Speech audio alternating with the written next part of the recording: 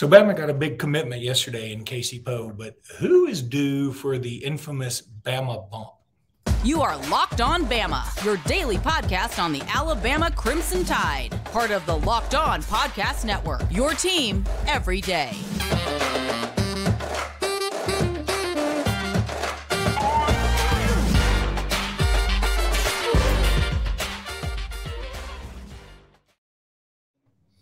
Hey again, everybody, and welcome back into Locked On Bama. Thanks for making this your first listen. Luke Robinson, that's me. Jimmy Stein, that's him. Jimmy, as predicted here on Locked On Bama, Casey Poe commits to Alabama. And, hey, pretty good pickup. Casey Poe, I'm going to show him now if I can get, technology escapes me sometimes. But I'm pulling up a picture and eventually, and here we go. And I like his look. I like the fact that he doesn't shave real well under his chin and around his neck, and he looks like he's got a lot of cuts, like he doesn't care. Like, I'm going to just cut myself shaving. What's anybody going to do about it? That looks like a mean offensive lineman to me. Yeah, it wasn't a big surprise. We had Casey Poe covered really well at BOL for a while. Had a good, several great interviews with him. Got several great quotes from him, and had RPM'd Casey Poe to Alabama. So it wasn't a big shock or a surprise, but nevertheless, it's a big deal. I think sometimes when the tea leaves are pretty obvious, or in other words, hey, it wasn't a big surprise that Alabama landed Casey Poe. Well, sometimes we tend to not think of it as a big deal. It's the dramatic ones that we make into a big deal. But really, all that matters is how good is this guy. And on three ranks, Casey Poe, the #1 interior offensive line prospect in the entire country. That makes him a very, very big deal. I see a lot of positional versatility with him, a guy that plays left tackle at his high school. He's 6'4.5". He's fairly long. He could get away with playing tackle. His best position is probably guard. He's a kid who could play center. If you train him to do that, I have no doubt he would be good. He's a bully on the field. He plays with a lot of attitude, plays against good competition. When you see him on tape, keep in mind, when you're watching him bully kids around the field, you're talking about East Texas football. That's some of the best high school football in the United States, and he's dominant. I think a lot of him, as a matter of fact, Luke, no matter what the rest of this class looks like, I think you'd be able to make an argument Casey Poe plays his position as well as anybody Alabama's going to sign in this class. That's how good he is. So don't let the lack of surprise fool you. This was a really, really big deal for Alabama. And he's a kid, a lot of times you don't expect offensive linemen to play early or need them to play early, but he's a kid who could play early. I suspect he'll arrive at Alabama in that 300-pound range. Oh, you just sort of, again, abruptly stopped. And there I am. There I am, muted like a fool. No, you're good. You're good. And, Jimmy, again, this is a technology problem on my side, but there is a picture that I was going to use for the YouTube channel that actually shows Casey Poe and the size of his hands. Let me tell you something. You could go broke glove shopping for this man. His hands are huge. And that's another positive. And like you said yesterday, I thought you put it very eloquently.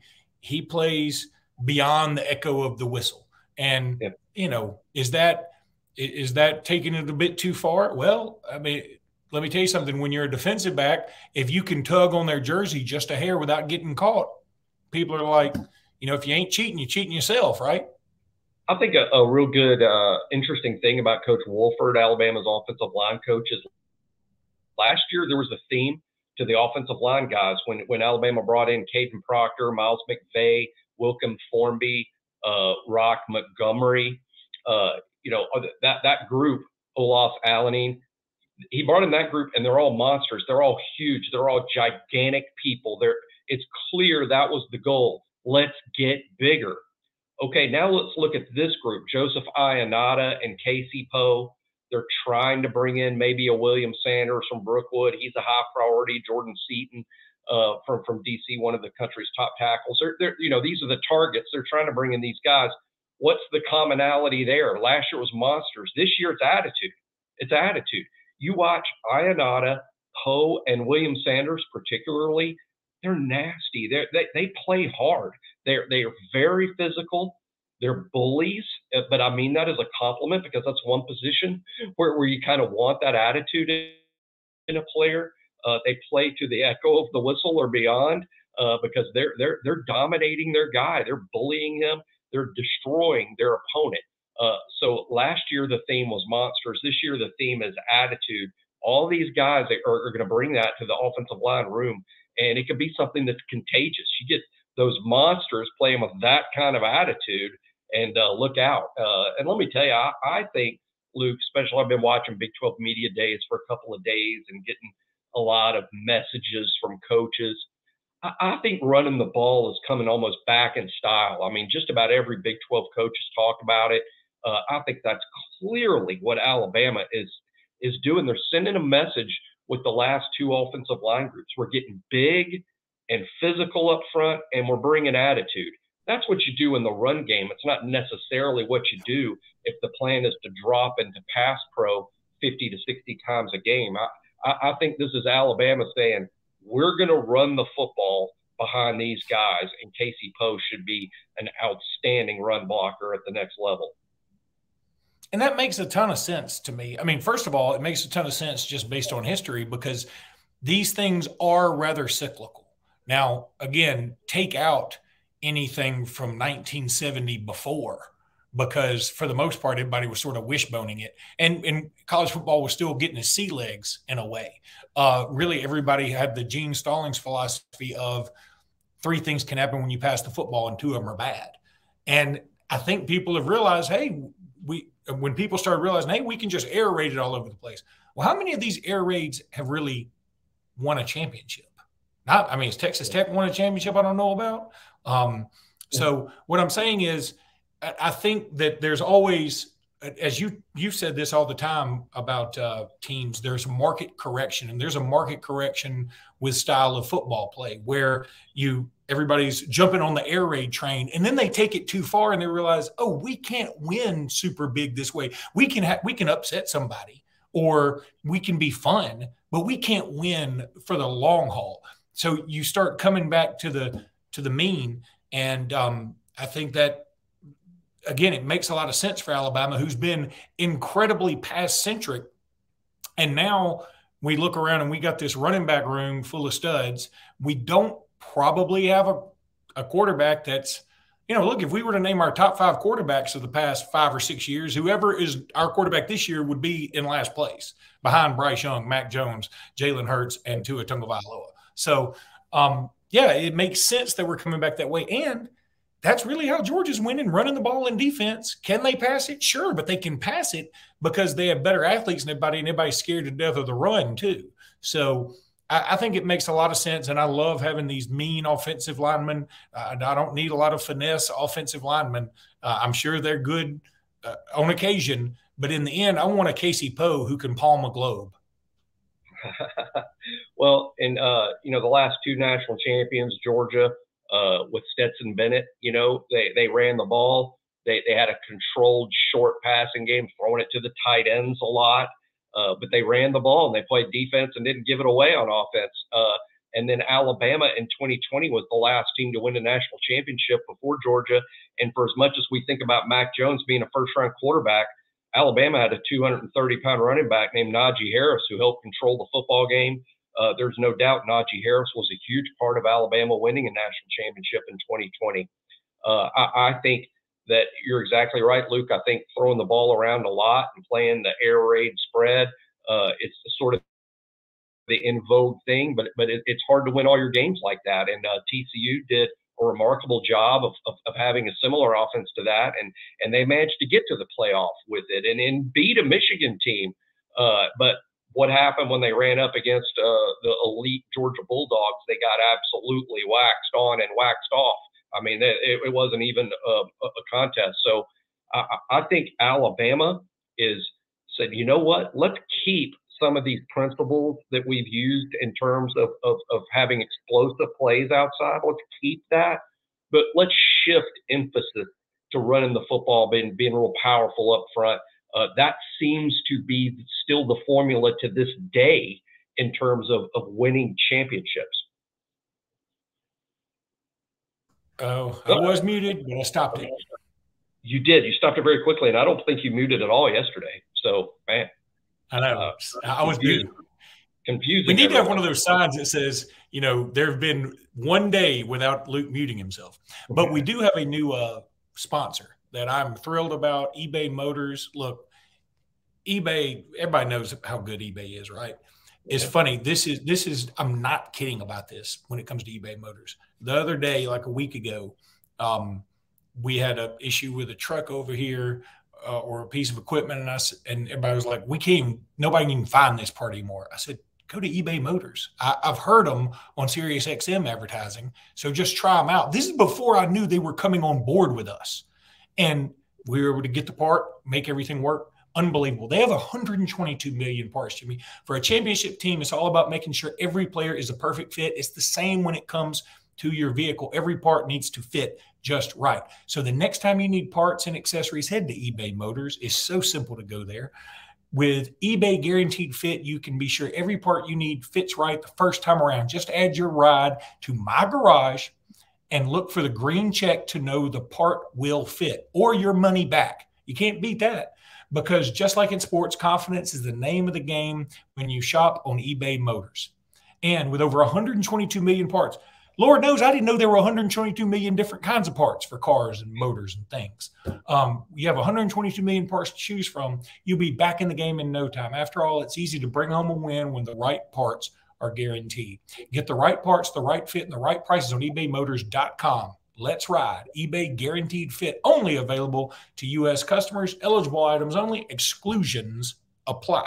But go to ebaymotors.com. If you need anything for any kind of motor, they can hook you up. Jimmy, on the next Locked On Bama, we'll probably be talking about the commitment of Caleb Odom. I think he'll commit to Alabama. You think he'll commit to Alabama. That's going to happen Saturday night, I believe. Well, we believe it. I mean, you're worried about Miami could be a thing there. Miami could be a thing there, but I think the on-3 RPM is Alabama, and so my prediction is going to be Alabama, but Miami could be a thing. Let's make this sort of a quick segment, but one of your posters on Bama Online, I'll give him credit, Stargazer76, if he happens to be listening. He brought up a great topic. Current commits with the greatest Bama Bump potential. Now, we talk about the Bama Bump, and you and I say, yeah, it's real, but it's justified. I mean, of course you get a Bama Bump. I mean, if it is the same line of thinking as when George Costanza, had a date with a model, and then, or actually he cut out a picture of a model that he said he was his dead fiance. And then he was granted access to more models that he could date because they were like, wait a minute, if she went out with him, then there must be something there. And so I'll go out with it. It's the same philosophy. If they see you with a good-looking girl, other good-looking girls are going to be down with it, right? Pete Davidson has turned that whole thing into a career. Pete Davidson, there's nobody who's gotten a Bama Bump bigger than Pete Davidson. He's a 2.5 star that is now the number 3 player in the country. That is so true. I'm going to put a picture of Pete Davidson in a minute to justify this. But all right, so who's your choice for Bama Bumps? I mean, Justin Oko, whatever it is from Germany. I'm not going to pretend I know his last name. He's certainly one, but I'm like you. I don't see how he can get much of a bump if he doesn't play in America. That's right. I think Justin Oko Ronquo, as I'm gonna call him for now until I'm told by Joseph Hastings that I need to say that differently. I think he's the guy who should be much higher than he is, but we all understand why. He plays football in Germany. So he's never going to get – he will be a guy that probably doesn't get much of a Bama bump for that reason. Also, his recruitment is sort of over. Let's say he's wide open and like, hey, I might go anywhere between now and signing day. I think he would get offers from everyone, and that would lift his profile, and he could get a Bama bump. But he's not doing that. His recruiting's over. He's saying he's committing to Alabama, and that's that. So his recruitment's over, and he's playing in Germany, and he's not moving to the U.S. until it's time to enroll at Alabama. So I don't think he's ever getting the bump, though he probably is one of the top 100 prospects. I mean, he probably is. Here's the guy I think is going to move up the most, and that's Joseph Ionata, the offensive lineman from Florida that's committed to Alabama. That was a camp offer. He's rated way down low. At the time he committed to Alabama, he didn't have much of a ranking. Again, the earlier the rankings, the least accurate. That's something that's adjusted during the cycle. I think as more people, as more experts really study the Ionata tape, I think he's a guy that's going to move up pretty drastically.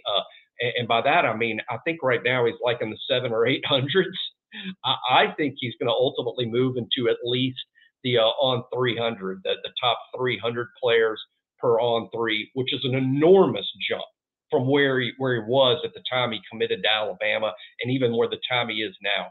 But when you watch Ionata, the thing that, first of all, again, nasty, a lot like Casey Poe that way, nasty, plays the echo of the whistle, large human being, plays like a bully, plays against pretty decent competition too. Was so good in camp, he just basically gets pulled out of camp and not only offer, but like Nick Saban's like, we love you, we want you to play here. Please play here now and just end recruiting. And he did shortly after the offer from Alabama. I think Ionata is going to move up a lot. I think Isaiah Fonga is a guy that can move up some, but he's sort of smaller framed for a defensive lineman. He's not small, but just sort of smaller framed. I think that's likely not to, that's going to keep him out of like the top 100 for sure. But he's a good prospect in Alabama. All that really matters is how much does Alabama want you? And Alabama really wanted that guy. So did Texas, and so did Utah. So, but Ionata is my answer for biggest bump. Rico Scott's another guy I think could move up with a big senior season tape. That's got to be Pete Davidson. Yeah, this man right here, Jimmy. I muted myself because I was just still taken aback. Let me just give you this, and I know this isn't anything to do with Alabama except that it does officially mean Pete Davidson has the Bama bump. He's dated, this is his list, Ariana Grande, he's dated Kazzy David, Kate Beckinsale, who I just adore. I think she's marvelous. Kaya Gerber, who I don't know, but is a model. Olivia O'Brien, who I don't know. That is Cindy Crawford's daughter, and she looks just like Cindy Crawford. Oh, I had that. I didn't know that was his daughter. Okay. Kim Kardashian, and now he's dating, or he has dated Emily Ratajkowski. I mean, good Lord, what is wrong? I mean, again, Godspeed, Pete Davidson. I just don't know. I don't understand. But hey, it is what it is, and more power to him. I'm not going to hate on him, but he does get a Bama bump. There's no doubt in my mind about that. If I got to write Hollywood scripts, and someone needs to give me this job, the first movie I would write, my first comedy I would write, would be about how Hugh Hefner died and somehow his soul was misplaced into Pete Davidson's body. So it'd be like Hugh Hefner's soul has somehow gotten into Pete Davidson, and boom, he started dating these world famous, crazy, great looking models and actresses, because there really isn't. And see, I think Pete Davidson would play himself in the movie, because I think Pete is the kind of guy who's like, I'm just as surprised as any of y'all. I don't get it either. I mean, that's what he should do. And that's probably why he is fairly humble and fairly funny. I don't think he's one of the funniest. Nah, he's not. He's really, I'll tell you something. Every time he's on a SNL skit, I'm like, he's got a very Jimmy Fallon thing about him, where it's almost like he always breaks character, you know what I mean? Jimmy Fallon used to do that all the time, always laugh in a skit. And I'm like, hey, I'm trying to enjoy this myself. You're not supposed to be enjoying it. This is for me. Good in the movie. That was where I've liked Pete Davidson the most, was King of Staten Island. The movie that was basically Pete Davidson playing himself. Somewhat of a biopic, sort of. I thought he was likable and pretty funny in that. But I'm with you. I can't recall an SNL skit that Pete Davidson was in that I was like, that was awesome. Mostly it's like, what? Why is his oh, by the way, he's pretty good on Comedy Central roast when he did stand up on during the roast stuff. I'm not even sure he writes that stuff, but he was good. All right, let's take a break from Locked On Pete Davidson, and we will continue here in just a second. And we're back. Jimmy, we're going to continue your countdown now. We're all the way up to number 29. And you're going to put somebody here at 29 that some people are going to be like, seems a little high. But I'm with you, Jimmy. I got your back, bro. It's Amari Niblack, and there he is right here. Yeah, excited about Amari Niblack. The reason he's 29 is I think Amari is a lock to play a lot with the first team this fall. That's why I ranked him as the 29th best player on this football team this fall at Alabama. Amari this spring, one thing that's really interesting in the scrimmages and A-Day is how frequently he was targeted and how frequently he was targeted in the red zone specifically.